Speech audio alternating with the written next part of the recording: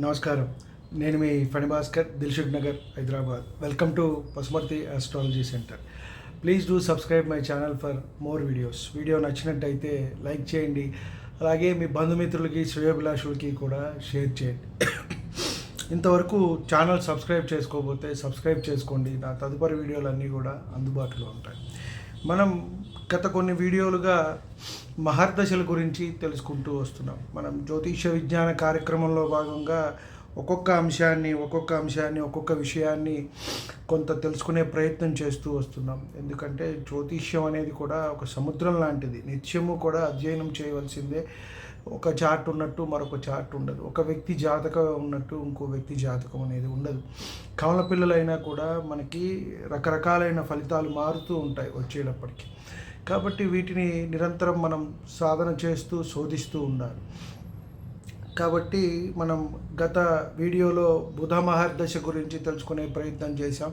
ఆ మహర్దశలో సామాన్య ఫలితాలు ఎలా ఉంటాయి, బుధ మహర్దశలో వచ్చే అంతర్దశలు ఏదైతే ఉందో, బుధుల్లో కేతువు, బుధుల్లో శని. అలాగే ఈ వీడియోలో మనం గురు మహర్దశ గురించి తెలుసుకునే ప్రయత్నం చేద్దాం. ముఖ్యంగా గురువు అత్యంత శుభగ్రహము, అతి పెద్ద గ్రహము. నవగ్రహాల్లో మనము గురువు అనుకూలంగా ఉన్నాడు ఒక వ్యక్తి జాతకంలో, ఎవరికైనా అది ఆడవారు కానీ మగవారు కానీ, ఒక జాతకంలో గురువు బాగున్నాడు, మంచి స్థానంలో ఉన్నాడు, గురుబలం ఉన్నది అంటే వారు ఎటువంటి కష్టాల నుంచైనా బయటపడుతూ ఉంటారు, ఇబ్బందుల నుంచి బయటపడుతూ ఉంటారు. కాబట్టి ప్రతి వ్యక్తికి కూడా గురుబలం అనేది ఎంతైనా కావాలి. అది కొన్ని శత్రులగ్నాలు ఉంటాయి, శత్రుదశలు నడుస్తూ ఉంటాయి. కొంతమందికి మిత్రలగ్నాలు ఉంటాయి. గురువు ఉదాహరణకి తీసుకుంటే మేషం వారికి యోగిస్తారు. అలాగే కర్కాటక, సింహము, ధనస్సు, వీరికి మీనము, వీరికి అనుకూలంగా ఉంటుంది. అలాగే వృషభ, మిథున, కన్య, తుల, మన తర్వాత చూసుకున్నట్టయితే మకర కుంభాల వారికి కొంత ఇబ్బందిగా ఉంటారు. ఆ గురువు వచ్చిన ఆధిపత్యాలను బట్టి, వారు ఉన్న స్థానాన్ని బట్టి. మనం ఎప్పుడైనా సరే ఒక మహర్దశ ఇది యోగిస్తున్నదా లేదా, మనం కొన్ని జాతకాల్లో మళ్ళీ చూస్తూ ఉంటాం. తులాలగ్నం వారికి తృతీయ షష్టాధిపతి అయి కూడా వీరు యోగించిన సందర్భాలు ఉంటాయి. అది ఎందువల్ల, వారు మళ్ళీ ఎక్కడ ఉన్నారు, ఏ విధంగా ఉన్నారు, ఇక్కడ షష్టాధిపతి ఆధిపత్యం వచ్చింది కాబట్టి ఈయన ఏమన్నా అష్టమంలో ఉన్నారా, వ్యయంలో ఉన్నారా, ఎక్కడ ఉన్నారు అనేది మనం చూడాల్సిన పరిస్థితి వస్తుంది. నీచపడ్డారా, ఉచ్చలో ఉన్నారా, అలాగే రవితో అస్తంగత్వం చెంది ఉన్నారా, తన మిత్ర శత్రుక్షేత్రాల్లో ఎక్కడ ఉన్నారు, అలాగే ఏ నక్షత్రంలో ఉన్నారు. ఒక దశానాథుడు గురించి చెప్పేటప్పుడు మనం ఏ నక్షత్రంలో ఉన్నారు అనేది చూడాలి. మళ్ళీ ఆయన ఉన్న స్థానాన్ని బట్టి కూడా ఆయనకి ఆధిపత్యాలు ఏమొచ్చాయి అనే విషయాన్ని మనం చూసుకుంటూ ఉండాలి. ఉదాహరణకి మీనంలో ఉన్నారు ఆయనే అంటే ఆ లగ్నం ఏ లగ్నం అయింది అనేది చూడాలి. అది కూడా ధనుర్లగ్నం అయింది అనుకోండి, ధనుర్లగ్నం అయితే లగ్న చతుర్థాధిపత్యం వచ్చింది, మీన లగ్నం అయితే లగ్న దశమాధిపత్యం వచ్చింది, మిథున లగ్నం అయితే సప్తమ దశమాధిపత్యం వచ్చింది. ఈ రకంగా ఆధిపత్యాలు మారుతూ ఉంటాయి. అలాగే తాను ఉన్న స్థానాన్ని బట్టి కూడా బలం అనేది ఇస్తూ ఉంటారు. కాబట్టి గురుగ్రహం మనకు బాగుంది అని అనుకుంటే కనుక మన జీవితంలో అత్యంత మంచిది. చాలా వరకు మనకి ఏమన్నా ఆటంకాలు, ఇబ్బందులు ఆయా దశల్లో, మహర్దశలు, మిగతా అంతర్దశల్లో వస్తున్నా కూడా కొన్ని పక్కకి వెళ్ళిపోతూ ఉంటాయి అని చెప్తారు పెద్దలు. కాబట్టి ఈ గురు మహర్దశలో నడుస్తున్న వాళ్ళకి మంచి విద్య అనేది వస్తుంది. వివాహం కాని వారికి వివాహం, సంతానము కలుగుతుంది. అలాగే గొప్ప పేరు ప్రతిష్టలు అన్నీ వస్తాయి, సన్మానాలు వస్తాయి, తేజస్సు, శత్రుజయము, పరోపకారము, ఘనకార్యాలు ఇవన్నీ కూడా చేస్తూ ఉంటారు. పండితులుగా కొంతమంది మారుతూ ఉంటారు. వివిధ రకాలైన ఉద్యోగాలు చేస్తూ సడన్గా వాడు పౌరహిత్యంలోకి మారటము, ఘనాపాటీలుగా అవటము. అలాగే ఇప్పుడు మనం చూసినట్టయితే కొంతమంది కొన్ని విషయాల మీద చెప్తూ ఉంటారు, అనర్గళంగా మాట్లాడుతూ ఉంటారు. గరికపాటి వారు కానివ్వండి, సామవేదం వారు కానివ్వండి, అలాగే మరి చాగంటి వారు కానివ్వండి, వీరంతా ఉద్యోగం చేస్తూ తదితర ఈ రంగాల్లోకి వచ్చిన వాళ్ళే. కాబట్టి వీరందరికీ మంచి విద్య, ధార్మిక గ్రంథాల పట్ల వీళ్ళకి అవగాహన ఉంటుంది. ఎప్పుడూ కూడా దైవ కార్యక్రమాల్లో ఉంటారు, తీర్థయాత్రలు ఎక్కువ చేస్తూ ఉంటారు. అలాగే వీళ్ళు ప్రభువులతో స్నేహం చేస్తుంటారు. ధనప్రాప్తి, భాగ్యము, అలాగే విదేశీయానాలు, పెద్ద అధికారము, గొప్ప పదవి ఇవన్నీ కూడా వస్తూ ఉంటాయి. రాజులతో చాలా సహాయంగా వాళ్ళకి స్నేహితంగా ఉండటం వల్ల గొప్ప గొప్ప పదవులు కూడా వీరు అనుభవిస్తారు. ఇవన్నీ కూడా మంచిగా ఉన్నప్పుడు మనకి జరుగుతాయి. అంటే తన స్వక్షేత్రమైన మిథున ధన మీనాల్లో కానీ, ఉచ్చక్షేత్రమైన కర్కాటకంలో కానీ ఉన్నప్పుడు, అలాగే మిత్రక్షేత్రాల్లో లేదు ఇక్కడ సింహంలో ఉన్నప్పుడు, మేషము వృచ్చికంలో ఉన్నప్పుడు ఇలాంటి ఫలితాలు ఉంటాయి. అలా కాకుండా శత్రుక్షేత్రంలో ఉండి నీచలో అంటే బలం కోల్పోయి మకరంలో పడ్డ శత్రుక్షేత్రాల్లో ఉన్న వృషభ తులలు, ఇలా మిథున కన్యలు ఇలా ఉన్నప్పుడు, అలాగే మకరం కుంభం ఇలా ఉన్నప్పుడు కొంత ఇబ్బంది ఉంటుంది. అలాగే పాపగ్రహ సంబంధం, పాప దృష్టి, పాపగ్రహాలతో కలిసి ఉన్నా కూడా కొంత ఇబ్బంది అనేది ఉంటుంది అని చెప్పారు. వీరికి చెవి రోగం రావటము, కొంత షుగర్, మనం ఇప్పుడు ఎక్కువ మందికి దీనివల్లే ఇబ్బంది పడుతూ ఉంటారు ఇవి. అలాగే కుటుంబంలో కష్టాలు, సంతాన నష్టాలు, అలాగే మనసు కకలావికలం అవటము, చేస్తున్న వృత్తి ఉద్యోగాల్లో ఆటంకాలు రావటము, గృహనాశనము, అన్ని రకాలైన ఇబ్బందులు ఉంటాయి. అంటే గురుబలమే లేకపోతే మనిషికి అంత ఇబ్బందిగా ఉంటుంది అని. ఒకవేళ తాను శత్రువు అయినప్పటికీ అతను బాగున్నాడు, పర్వాలేదు అంటే మనకి కొంత ఆ ఉధృతి అనేది తగ్గుతుంది అని మనం చెప్పవచ్చు. ఇప్పుడు మనం గురు మహర్దశలో వచ్చే మహర్దశల అంతర్దశల గురించి తెలుసుకునే ప్రయత్నం చేద్దాం. ఏ మహర్దశలో అయినా సరే అదే అంతర్దశతో మొదలవుతుంది, అది ప్రామాణికం. కాబట్టి మొత్తం 16 సంవత్సరాల ఈ గురు మహర్దశలో గురువు, శని, బుధుడు, కేతువు, రవి, ఈ విధంగా కేతువు, శుక్రుడు, రవి, చంద్రుడు, కుజుడు, రాహు, వీటితో మనకి పూర్తి అవుతుంది. కాబట్టి గురు మహర్దశలో గురు అంతర్దశ చూసినట్టయితే బలం కనుక ఉన్నట్టయితే గురువుకి అనేక పుణ్యకార్యాలు చేస్తూ ఉంటారు, మంచి ఉద్యోగాలు అనేవి సంపాదిస్తూ ఉంటారు, ధనం బాగా సంపాదిస్తారు, సౌఖ్యాలు, దాన ధర్మాలు, విద్య బాగా వస్తుంది. వీరు చేసేవన్నీ కూడా జయం సిద్ధిస్తాయి. అదే కాస్త బలహీనంగా ఉన్నట్టయితే వీరి దగ్గర ఉన్నవి కూడా కొంత ఇబ్బంది, ధనం నష్టం, ధాన్యం నష్టం, ప్రయాణాలలో తిప్పట, భార్య పుత్రుల వల్ల కొంత సుఖం అనేది తక్కువ ఉంటుంది అని మనం చెప్పవచ్చు. అనేక రకాలైన చెడు ఫలితాలు అనేవి వస్తూ ఉంటాయి, కలహాలు అనేవి కూడా కలుగుతూ ఉంటాయి అని మనం చెప్పవచ్చు.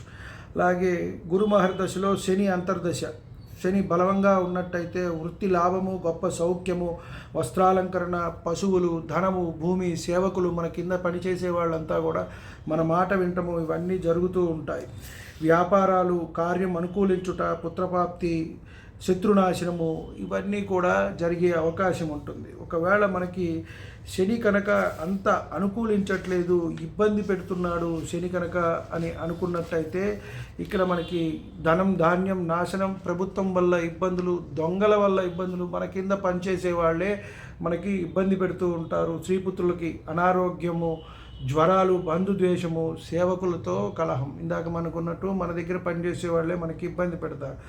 రాజదండనలు, ధనవ్యయము, గౌరవాన్ని, మానసిక విచారము, విదేశీ ఆగమనం అంటే విదేశీ గమనం అంటే వేరే చోటకి వెళ్ళి ఉండటం కూడా ఒకంత ఇబ్బందేనండి. ఇవాళ రేపు అంటే విదేశాలకు వెళ్ళటం మంచి ఇదైపోయింది, అందరూ కూడా మా అమ్మాయి విదేశాల్లో ఉండాలనుకుంటున్నారు, తప్పు లేదు.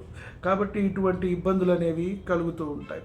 అలాగే గురు మహర్దశలో బుధ అంతర్దశ మనకి ఎటువంటి ఫలితాలు ఇస్తుంది అంటే మంచి ధనలాభము, దేహ సౌఖ్యము, అధికార వృద్ధి, వస్త్ర వాహనాలు, పశుదానం, అలాగే వాహనాలు విక్రయం వల్ల లాభాలు, అల్లి కూడా శుభకార్యాలు జరుగుతాయి. బంగారం అనేది కొనుక్కోవటము, గురువు కూడా ఎక్కువ బంగారం ఇవ్వటానికి ఎక్కువగా ఇస్తారు. ద్వితీయానికి కారకుడు ఆయనే, కాబట్టి బంగారం అనేది ఎక్కువగా కొనుక్కుంటున్నారు వీళ్ళు అంటే వాళ్ళకు కూడా గురుబలం అనేది బాగా ఉన్నట్టుగా మనం తీసుకోవాలి.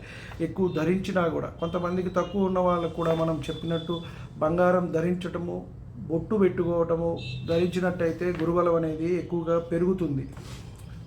అలాగే సత్కథా శ్రవణము, ధనలాభము అన్నీ జరుగుతాయి. అదే బుధుడు కొంచెం ఇబ్బందిగా ఉన్నట్టయితే ఆ అంతర్దశలో వ్యవసాయం వల్ల నష్టము, మాతృపీడ, మనోవిచారము, రోగము, జ్వరము, దొంగల వల్ల భయము, ప్రతి పనిలోనూ విఘ్నము, ధనం అనేది వ్యయమవుతూ ఉంటుంది. భార్యాపుత్ర పీడ, బంధుద్వేషము, విదేశీ గమనము, శత్రుకలహము, మారకము కూడా ఒక్కొక్కసారి కలిగిస్తూ ఉంటారు. అంటే వారికి వచ్చిన ఆధిపత్యాలను బట్టి అవి మారుతూ ఉంటాయి. మళ్ళీ తృతీయాధిపత్యం, అష్టమాధిపత్యం, అలాగే ద్వితీయ సప్తమాలు, అక్కడ ఉన్న గ్రహాలు, వీటి అన్నిటినీ మనం పరీక్షించి చేసుకోవాలి. వాటి గురించి మనం పెద్దగా మాట్లాడుకోకపోవటమే మంచిది. అలాగే గురు మహర్దశలో కేతు అంతర్దశ మనం తీసుకున్నట్టయితే బలవంతుడైన కేతు అంతర్దశలో ఇక్కడ ధనలాభము, శ్రాద్ధ భోజనము, పాపాల వల్ల ధనలాభము, అపూర్వ వస్తువులు ధరించటం, విచిత్రమైన వస్తువులు సేకరిస్తూ ఉంటారు వీరన్నీ కూడా. ఆభరణాలు, వస్త్రాలు ధరించుట.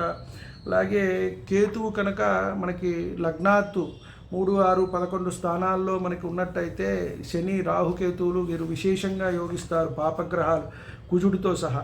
కాబట్టి మంచి అధికారం అనేది వస్తుంది, శత్రు నాశనం కూడా వీరికి జరుగుతుంది, రావాలనుకున్న డబ్బు కూడా వీరికి వస్తుంది అని మనం చెప్పవచ్చు. పితృవర్గం వారి వల్ల కూడా వీరికి డబ్బు వస్తుంది. అలాగే బలహీనుడైన కేతు అంతర్దశల్లో కాస్త ఇబ్బంది పెట్టడము, తండ్రి మరణం అనేది జరిగే అవకాశం ఉంటుంది.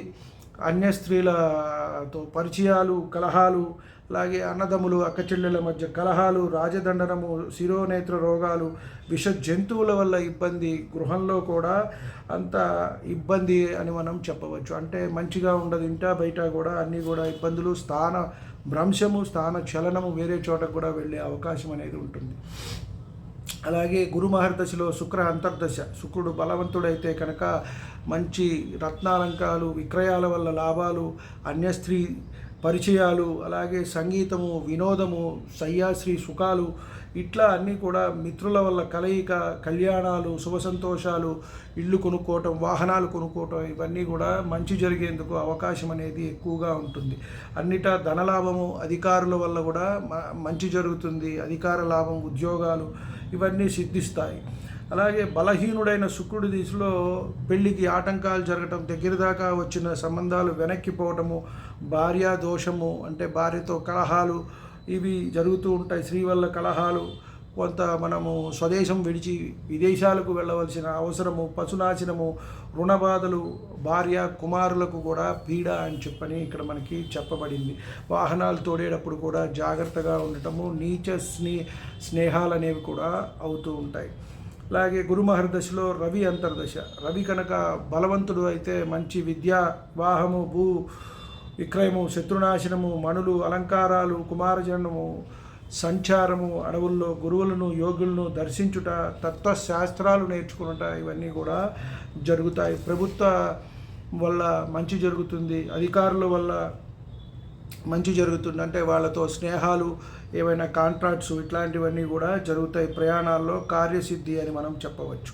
అదే రవి ఇబ్బందిగా ఉన్నాడు, పాపస్థానాల్లో ఉన్నాడు అంటే కొంత స్థాన భ్రంశము, జ్వరము, అధికారులతో ఇబ్బందులు, కొంత గవర్నమెంట్ పరంగా చిక్కులు ఇవన్నీ కూడా జరుగుతాయి. తండ్రికి అనారోగ్యము లేదా కాలం కూడా చేసే అవకాశం అనేది ఉంటుంది. రుణ బాధలు ఇలాంటివన్నీ కూడా వస్తూ ఉంటాయి, నీచ స్నేహాలు.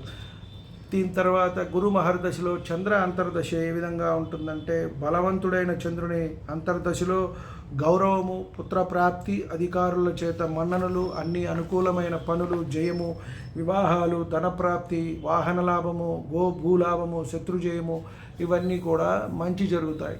అదే ఒకవేళ ఇబ్బందిగా ఉండి షష్ఠ, అష్టమ, వ్యయస్థానాల్లో ఉన్నట్టయితే చంద్రుడు కాస్త బలహీనపడినట్టయితే అగ్ని, చోర, భయము, వ్రణాలు, జ్వరాలు, తల్లికి అనారోగ్యము, కొంత ఆవిడ దూరమయ్యే అవకాశం కూడా ఉంటారు, దురాచారము, బంధునాశనము, ధనవ్యయము, శరీర పీడ అని చెప్పబడింది.